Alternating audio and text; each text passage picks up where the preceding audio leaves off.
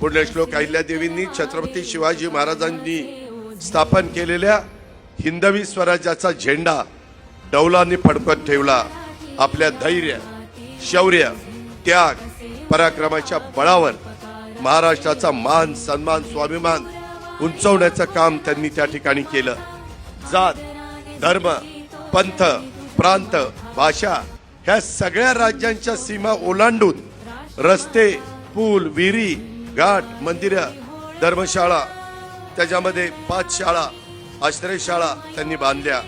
पाणपोया त्यांनी त्या ठिकाणी उभारल्या. प्रशासन, महसूल आणि न्याय व्यवस्थेत सुधारणा त्यांनी केल्या. जाचक कायदे त्यांनी त्या काळामध्ये रद्द करून जनहिताचे कायदे त्यांनी केले. राजमाता अहिल्यादेवी होळकर ह्या खऱ्या अर्थाने पुण्यश्लोक होत्या. धर्म भावनेने मने तू सांधली, प्रेरणा हिंदुस्थानाची तू हृदय गोंदली. पुण्यश्लोक राष्ट्रमाता अहिल्या देवी होळकर, धर्म